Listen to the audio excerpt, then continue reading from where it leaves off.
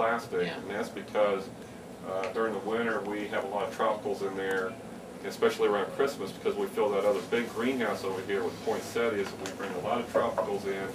And so if it gets below, I'd say just a constant temperature, anything between, below 40 or so, we turn the heaters on there because we do have tropicals. But I'd say anything probably between, if it's going to stay underneath, freezing for overnight, I don't think you get any damage. But anything under, I don't know, 35, between 35 and freezing, I would protect it, for sure. Or say 40, somewhere in there. Under that, for a long period of time, I would protect it. What else are you going to put in there? Oh, I've just got a couple little other things down And then here. do you have to top the soil then? Yes, I've got my little rocks and stuff over Are here. you going to show? Yeah. Oh.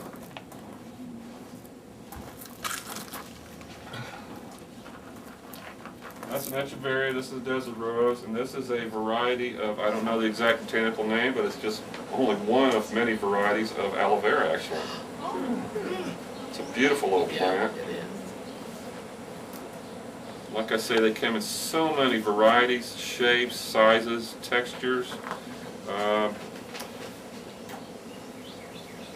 got a bunch of stuff from a grower the other day that's out of Austin, and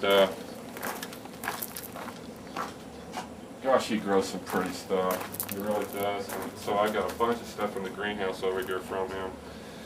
And I was like a kid in a candy store. He pulled in like a 20-foot trailer, and he opened that thing up. And I hadn't seen him in a couple of years. And anyway, I walked in there. I was in there for an hour, picking that stuff. And I thought Bob was going to strangle me for spending the money I did, but I should be set for the summer. I noticed you pulling the roots apart. A little bit, just to get them, because usually in these little pots they're kind of gurgled in there. So I just kind of loosen them up a little bit. That way you have that better chance of spreading out. Like I said, this is a very, very simple demonstration here. You loosen them, you didn't cut them. No, I didn't cut them. Not unless you're going to get something like this and you take it out of the pot and there's a very good chance that these roots are kind of gurgled in there.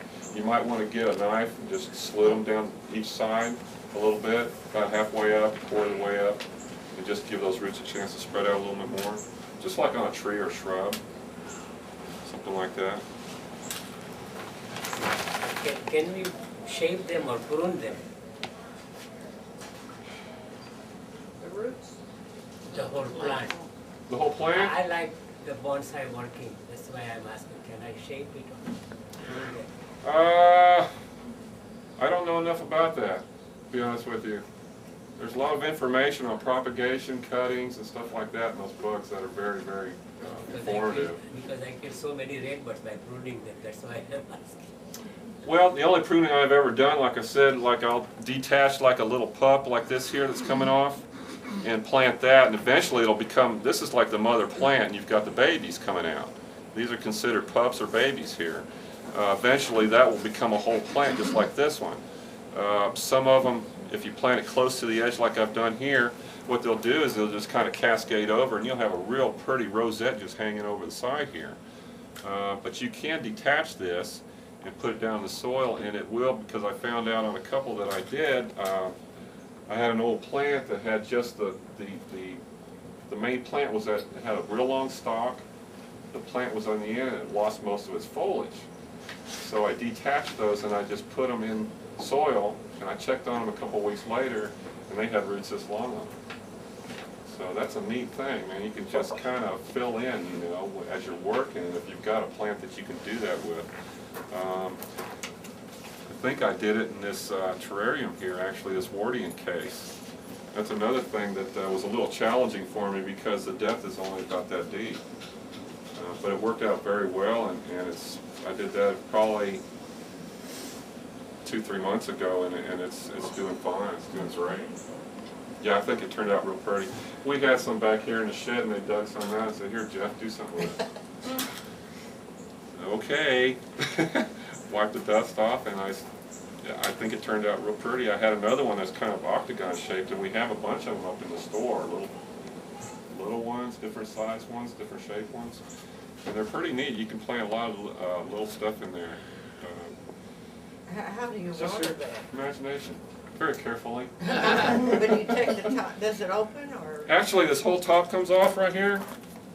There was a door here, came up, but the hinge broke, so I just took the whole thing off. And that way, at least it'll get air. Right. And I have just stuck my water hose in there and just gave it a little squirt, you know, but actually, yeah, this whole thing comes off. So, Oh, wow. yeah, you gotta kind of just be careful when you do that, but Does it need sunlight? I'm sorry? Does that need sunlight? Oh, yes, sir. They all need some kind of bright light. It Yes, doesn't get too hot inside the glass? No, it's been doing fine, actually. Inside the greenhouse over here, it gets very hot, even though it's all open now and everything. We've got all the plastic off and stuff, but I do have an oscillating fan in there that helps. I just want to try to keep some airflow going in. And it helps against getting insects on some of these plants, such as, I'll get into that in a second, but because I want to show y'all that plant. Hate to say it, but it did come in with some scale on it from one of my growers. But I put it aside because it's really got in bad shape. It's funny because the foliage is just beautiful on it. It's really pretty. It's a pretty plant, but the whole thing's just infested So with what do scale. you do then? I haven't done anything yet because I wanted to show y'all, but I'm going to spray it with some safer soap. I actually, What's it on? What type of plant is it on? well, we're not sure. That's what you were saying. Bob and I were looking at it yesterday because it looks like a cross between a desert rose and a Madagascar palm. How big is it? It's only about this Go size. get it. Because it does have, You want me to go get it? it does have thorns on it, but it has the foliage like the desert Is that rose. stuff contagious to the other plants around it? Yes, it is. Yeah.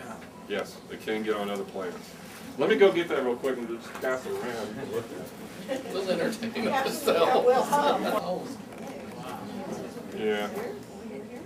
I don't know if spraying this is going to do much good now, but you can see, I don't know. It's a neat looking plant. It's tough to get rid of. It is, once it gets in that condition, it's very hard, they're hard to get rid of. Because what happens is there's the adults, and underneath the adults there's babies. And you have to kill both of them. So you have to spray pretty often. On something that tender, I'm afraid to use something like neem, which usually kills scale, because in the bright light, neem will burn, because it does have neem oil in it, of course. But it smothers the scale is what it does. what would happen if you would spray it with safer and then put it like in a plastic tent or something? Yeah, that's what we're going to try. Because I even talked to Bob yesterday about it, he recommended safer soap, and I said, well, you wouldn't put neem on it, right? Are you worried Because about I'm bringing afraid- that in here with all of these? No. Oh. Well, you know, all the leaves may come off, but then it may put out new ones. Yeah. It probably will. I was thinking about even taking the leaves off Because and see what happens. the desert rose loses lots of leaves and you think, oh my gosh, it's gone, and then it just puts on again, so. And usually, you know, scale or mealybugs or aphids, they usually don't attack a plant unless somehow they have this mechanism where they can figure out when a plant is stressed out. And last couple of years, I think I've had a total of maybe 4 or 5 plants that have gotten insects on them. I've had real good luck keeping insects away out of the greenhouse. Now, would you put another plant in there, or are you through? No, I'm not done yet. Oh, We just got sidetracked. oh. I just want people to see, if you're not aware what scale looks like, that's a bad case right there. Pretty bad.